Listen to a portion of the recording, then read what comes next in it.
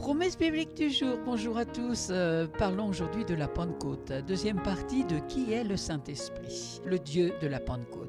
L'Esprit est Dieu et Dieu n'est pas éloigné. Ceci n'a jamais été son intention. Nous devrions autant connaître l'Esprit que le Père ou Jésus, bien que le Père et Jésus, Christ, soient un. Nous pouvons les distinguer.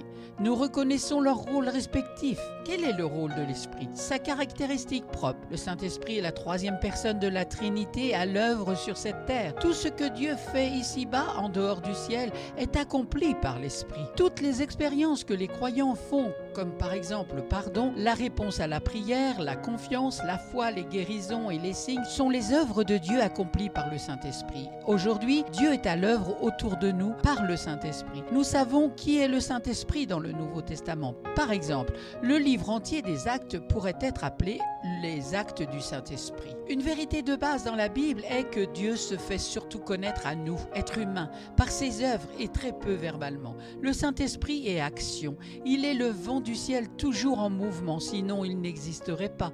Si nous connaissons l'Esprit, alors nous connaissons Dieu et nous pouvons tous le connaître comme nous connaissons Jésus. Le Saint-Esprit est la ressource merveilleuse promise par Jésus. Avant cela, l'Esprit n'était pas vraiment connu. Les premiers disciples devaient apprendre à connaître ce nouveau potentiel. Le livre des Actes est l'histoire de leur découverte du Saint-Esprit. Ils avaient été envoyés par Jésus pour accomplir une tâche quasi impossible, annoncer l'Évangile aux nations païennes et répandre la lumière dans les ténèbres. Ils n'étaient que des pêcheurs et des paysans, mais le Saint-Esprit en fit des géants spirituels, dont le souvenir marque encore l'histoire plus de 2000 ans après. Voilà qui est le Saint-Esprit. L'Esprit est le Dieu de la Pentecôte, un esprit en pleine activité, puissant, plein d'amour, de force et de miracles. Le Saint-Esprit n'est pas venu pour créer un environnement agréable dans l'Église. Nous ne l'attirons pas dans nos cultes en créant une atmosphère propice, que ce soit dans le silence ou dans l'exubérance. Le Saint-Esprit n'a pas besoin d'être attiré, invoqué, persuadé ou charmé. Il n'est pas un visiteur réticent ou indifférent, mais selon sa propre volonté et son désir. Il vient pour habiter au milieu de nous, dans nos cœurs. Les apôtres ne demandèrent pas au Saint-Esprit de venir, mais il vint de lui-même envahir le lieu où il se trouvait, les surprenant et les bouleversant par une expérience qu'ils n'avaient encore jamais faite. Un vent impétueux. C'est dans le livre des Actes, chapitre 2, verset 2. Lisons ensemble. Le jour de la Pentecôte arriva. Les disciples étaient tous rassemblés au même endroit.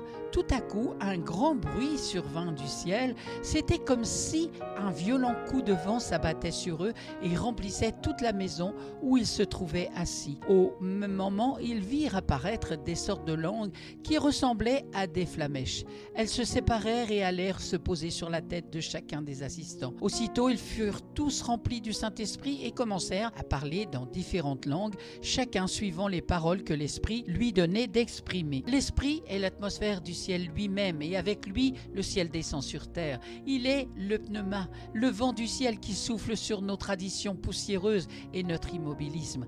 Nous chantons peut-être « Sois le bienvenu, Saint-Esprit », mais il ne vient pas à cause de notre invitation. Il n'est pas un invité ni un étranger invité à passer une heure ou deux.